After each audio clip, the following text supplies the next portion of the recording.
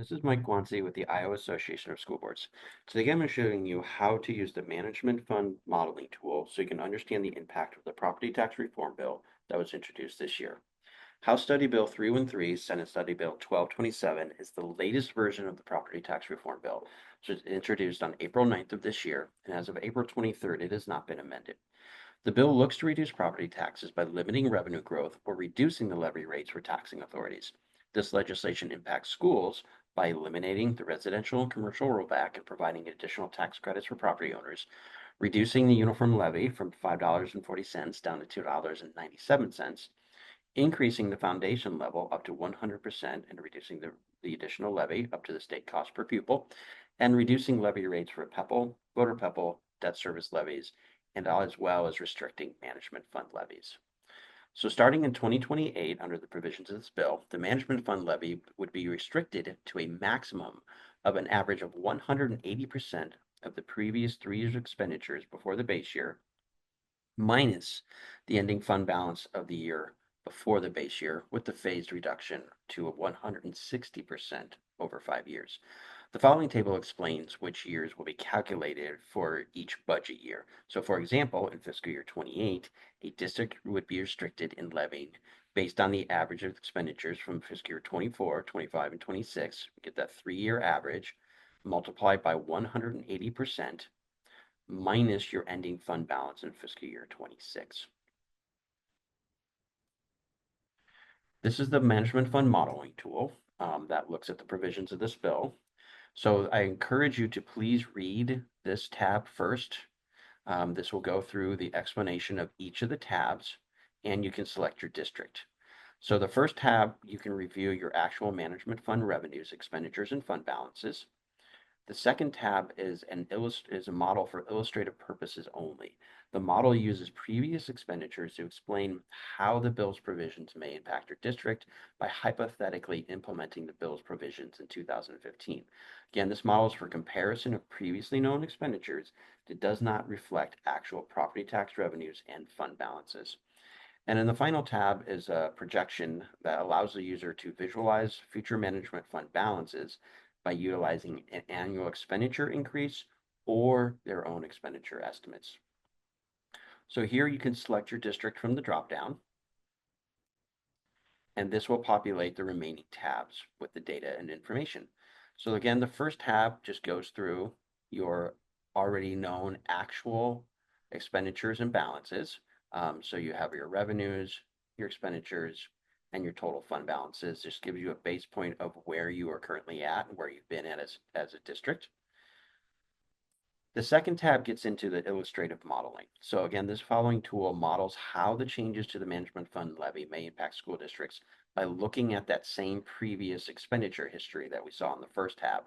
But in this scenario, the bill's provisions were hypothetically implemented in 2015. We're doing this to model how previously known expenditures would have impacted your fund balance and levying capacity. So we can't predict the future, but we can predict the past. And again, this tab is only for illustrative purposes only. But for this district, let's take a look at it. So this looks again at the 3 years and averages out those 3 years of expenditures prior to the base year, multiplies it by the allowable ratio, and to get to an allowable fund balance. And then it takes a look at the fund balance from the year prior to the base year. So in this case, it's 2013. And asks the simple question, can this district levy? And in this case, the district can levy because the allowable fund balance is greater than the ending fund balance in 2013, but the district can only levy that difference between 432,000 and 404,000. So we're going to take that and we're going to create a new ending fund balance by taking the previous year fund balance from the base year, minusing out those known expenditures and adding in those property tax and non-property tax revenues. So in this case, the district would likely have gone negative over multiple years in their ending fund balance. And this is something that is fairly consistent amongst all districts when we look at this. When you plug in your own district or any other district, you will see this continual wave. Some districts do not go negative, but by and large, the supermajority districts do go negative under this modeling.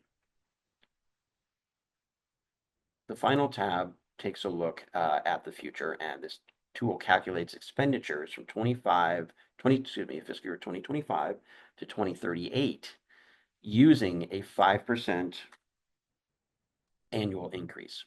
You can change that if you want to. Levies for fiscal year 26 and 27 are calculated to match the projected expenditures, but you can change that as well. So any cell that has a green in it, you can input your own values.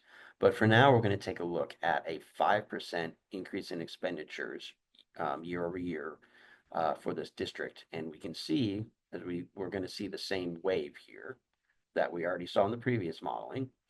However, the district does stay above zero. This may change depending on how you put your inputs in here. So for example, we're going to lower this district's expenditures 1 year, and I'm going to increase it in another year.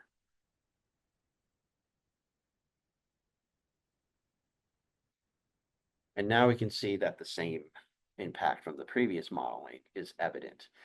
And that this better reflects how the management fund has traditionally been used with varying amounts of expenditures over the years. So if you have any questions, please do not hesitate to reach out to me. My information is available in the tool, and I look forward to hearing from you.